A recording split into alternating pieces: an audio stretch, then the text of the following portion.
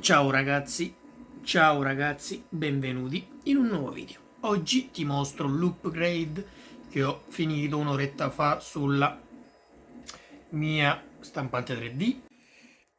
E allora, quello che ho fatto cos'è? Ho semplicemente, tra parentesi semplicemente, costruito un box dove ho inserito la stampante 3D. Ti ricordo che la stampante ha base 40-40 per 45 di altezza, cioè l'area diciamo stampabile, e la struttura l'ho fatta in legno e materiale isolante, impianto luce regolabile. Ho trovato un buon compromesso tra le varie colorazioni Kelvin, così come vedi riesco a avere una buona illuminazione senza diciamo l'abbaglio. Infatti lì c'è la piccola 8 che sta facendo il video della nuova realizzazione. E allora questa è la quarta cosa che stampo, questa è la prima, questa è la seconda, l'ho messo qui sulla parte frontale della stampante. E allora questo ragazzi è livello 1, cioè qualità di stampa 1, super fine, cioè stampa benissimo. Infatti se vedi i dettagli è molto definita, non ha sbavature. Questo è livello 2, ok, come vedi ha qualcosa diciamo come definizione in meno, però tutto sommato non è male. Questa invece è livello 3, è quella diciamo più grezza e anche più veloce, e infatti la stampa in meno tempo. Questo è il programma, vediamo se riesco a fartelo vedere, zoomiamo, perfetto. E allora 60 gradi temperatura del tavolo di stampa, 200 gradi la temperatura dell'estrusore, 6 ore e 19 minuti, progresso 30%. Ragazzi, si prevede da software circa 10 ore di stampa, però mi sono accorto che dal dato di stampa che dà il software all'effettiva tempistica di stampa c'è qualcosa in più, cioè al posto di 10 forse saranno anche 12 ore. Perciò per fare questo pezzo ci impiegherà 12 ore. E allora, perché ho fatto, lì c'ho l'altro PLA, questo è il bianco, quello è arancio, quello è rosso e qua ho il bianco. E allora, perché ho fatto questo box, eccolo qui, grande.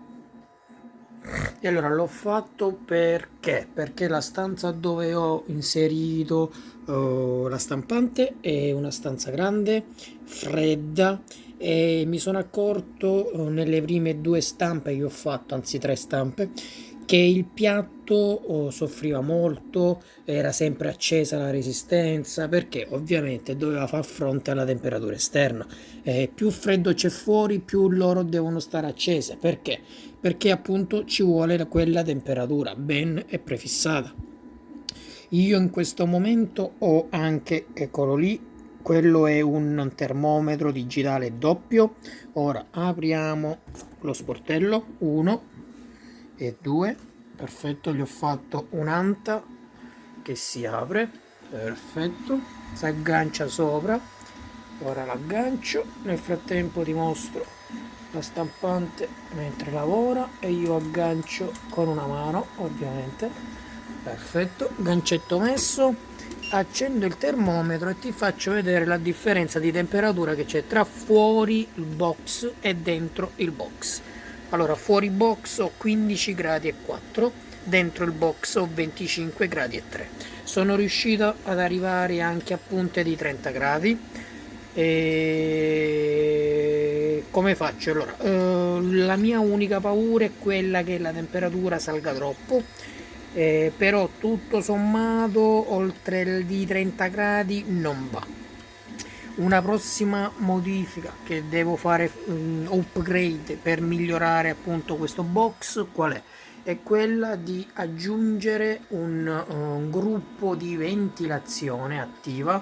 Andrò a fare diciamo un impianto di ricircolo elettronico che partirà automaticamente e mi regolerà la temperatura interna del box a massimo 29 gradi, cioè là dentro più di 29 gradi non li voglio e lui dovrà fare questo lavoro. Ora lo faccio manuale, cioè vado ad aprire e chiudere l'anta e faccio un po' scendere la temperatura. Posso anche lasciare l'anta mezza aperta e già in quel modo mi scende di qualcosa, ecco. In questo momento siamo a 23 gradi. Niente ragazzi, questo è il mio upgrade, è grande 1 metro il box, 1 metro per 80, per altezza era forse 90, ora non mi ricordo le misure, comunque l'ho finito stamattina. 2 giorni intensissimi di lavoro, fai da te puro. Purtroppo volevo fare il video, poi tra la premura di finire, tra scendi, compra l'attrezzatura che serviva, ho dovuto prendere gli stelli, ho dovuto prendere il polistirolo, ho dovuto prendere tutte le varie diciamo minuterie, video e roba varia, non ci ho più pensato e mi sono messo sotto. Ho preso anche il plexiglass. Questa è la copertura in plexiglass da 4 mm, 1 metro per 50, e questa è, come ho detto, un'altra stampa che ho fatto, l'ho messa qui come portafortuna contro il piccio delle persone, perché dalle mie parti ragazzi si dice piccio, malocchio, diciamo sono quando qualcuno ti porta sfortuna, ecco, c'è lui e ci pensa lui. Dentro ho l'alimentatore, eccolo qui. Abbiamo detto che le luci sono regolabili, dimmerabili, non te li faccio vedere perché la piccola sta andando a registrare e non voglio creare problemi sui video. Niente ragazzi, per questo video di massima è tutto. Se il mio upgrade ti è piaciuto, un like, un commento, fammi sapere tu come hai sistemato la tua macchina. E nei prossimi video ragazzi andremo a parlare di vari aspetti legati appunto a questa tecnologia, la tecnologia della stampa 3D, pro, contro, conviene, non conviene, quando non conviene, eccetera eccetera eccetera. Ciao ragazzi, al prossimo video.